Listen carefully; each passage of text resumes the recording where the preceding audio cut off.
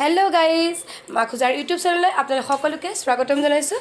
আজি ভাবিছোঁ ভিডিঅ'টো এতিয়াৰ পৰাই আৰম্ভ কৰি দিওঁ, কিয়নো আজি অলপ ওলাই যাম বজাৰ কৰিবলৈ।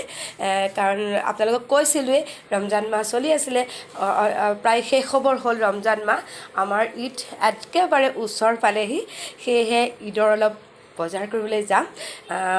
পি আহি আছে, আমাৰ ল'ৰাৰ পি আহি আছে দেই, মোৰ ল'ৰাৰ পি আহি আছে। পিনো কোন আপোনালোকক মই ক'ম।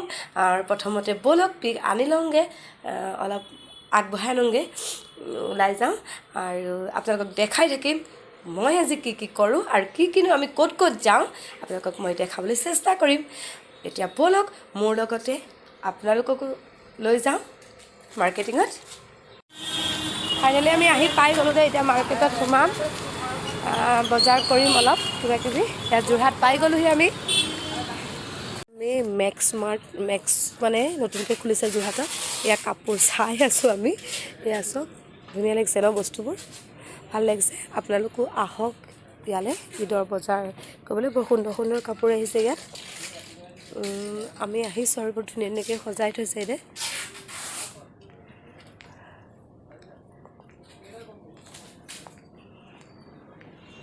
একদম শাৰী শাৰীকৈ ধুনীয়াকৈ সজাই থৈছে।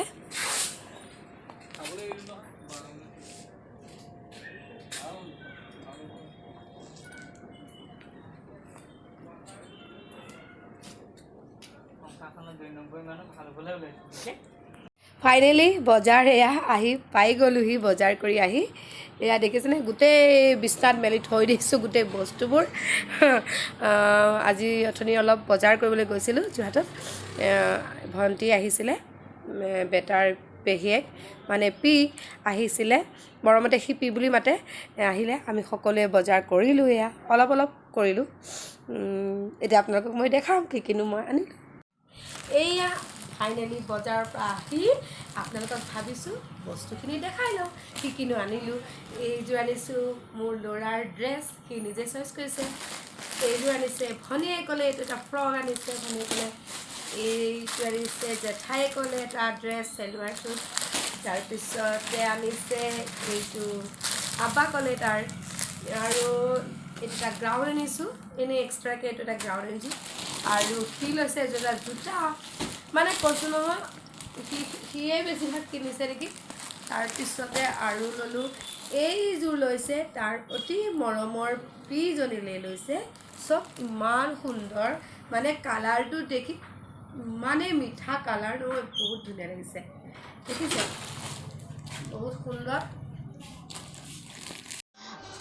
আজি বেলেগ এটা মানে অনুভৱ কৰিলোঁ জানেনে, বজাৰত গৈ মানে এনেকুৱা লাগিলে যে আমি কোনটো দিশত গতি কৰিছোঁ। মানে বজাৰৰ গৈ বস্তুৰ ইমানেই মূল্যবৃদ্ধি বাঢ়িছে, আপুনি যি বজাৰতে যাওক লাগে, যি কিনিবলৈকে নাযাওক কিয়, এই চব্জি বজাৰেই হওক বা কাপোৰৰে হওক, যিকোনো মানে খোৱা বস্তুৱে হওক, যি ধৰণৰ বস্তু কিনিবলৈকে যাওক, ইমানেই মূল্য বৃদ্ধি বাঢ়িছে, মানে ক'বলৈ কোনো ভাষা নাই। সাধাৰণ শ্ৰেণীৰ মানুহে কিবা এটা যে ভালকৈ খাব, কিবা এসাঁজ কাপোৰ ভালকৈ পিন্ধিব, সেইটো কিন্তু যে বহুত কষ্টকৰ হৈ পৰিবলৈ গৈ আছে, সেই কথা কিন্তু আজি ভালকৈ অনুভৱ কৰিব পাৰিছোঁ। বজাৰখনত গৈ এনেকুৱা লাগিছে, যিটো বস্তুৰ দাম আছিলে আগতে 100-200 বা কিবা মানে কম ৰেঞ্জত আছিলে, এতিয়া সেইখিনি মূল্য বৃদ্ধি হৈছে 400-500 এনেকুৱা দাম। গেছৰ চিলিণ্ডাৰ প্ৰতি মাহে মাহে বৃদ্ধি পাবলৈ ধৰিছে। এইবাৰ আকৌ বাঢ়িছে 50 টকা, আকৌ বাঢ়িলে 50 ৰুপিজ এটা। এনেকৈ হ'লে আমাৰ দেশখন কোনটো গতিত গৈ আছে? আমাৰ সাধাৰণ শ্ৰেণীৰ মানুহৰ মূৰত জানো চৰকাৰখনে মাধমাৰ কোবোৱা লিখা হোৱা নাই? আমি যে কওঁ মাধমাৰ কমাইছে মূৰত, সঁচাকৈ এই মূল্যবৃদ্ধিয়ে আমাৰ মূৰত মানে মাধমাৰ সোধাইছে। মানে বজাৰত গৈ পেলাই এনেকুৱা এটা মানে অনুভৱ কৰিছোঁ যে কি কৰিম, কি কৰিলে কি খাম, মানে চিন্তাৰ বিষয় হৈ পৰিছে এটা, মানে আমাৰ কাৰণে, সাধাৰণ শ্ৰেণীৰ মানুহৰ কাৰণে।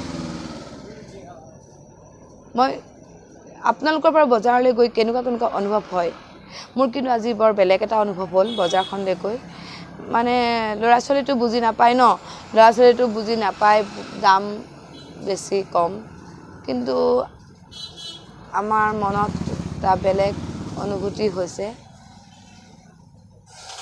মনলৈ আহি থকা কথাবিলাক আপোনালোকৰ লগতে শ্বেয়াৰ কৰিলোঁ আপোনালোকৰ হয়তো কিছুমান কথা মনলৈ আহি থাকে এই মূল্য বৃদ্ধিয়ে কেনেকুৱা কৰিছে মানুহক কেনেকুৱা পৰ্যায়লৈ লৈ গৈছে হয়তো সকলোৱে বজাৰ সমাৰ কৰি গমেই পাইছে ময়ো ভাবিলোঁ আপোনালোকৰ আগতো মোৰ মনৰ ভাৱটো শ্বেয়াৰ কৰোঁচোন সেয়েহে আপোনালোকৰ আগতে শ্বেয়াৰ কৰিলোঁ বজাৰলৈ যোৱা মানে বজাৰত গৈ পেলাই কিনো এটা মানে অনুভৱ কৰিলোঁ মনত সেইটোৱে আপোনালোকৰ আগত প্ৰকাশ কৰিলোঁ সেয়াই আৰু যদি এই মোৰ ভিডিঅ'টো চাই ভাল পায় তেন্তে লাইক কমেণ্ট আৰু শ্বেয়াৰ কৰিবলৈ নাপাহৰিব লগতে মোৰ চেনেলটো ছাবস্ক্ৰাইব কৰি ল'ব আৰু মোক ফেচবুকত ফ'ল' কৰি ল'ব আৰু পুনৰ নতুন এটা ভিডিঅ'ৰে আপোনালোকক লগ পোৱাৰ আশাৰে আজিলৈ আহোঁ বাই বাই জয় আই অসম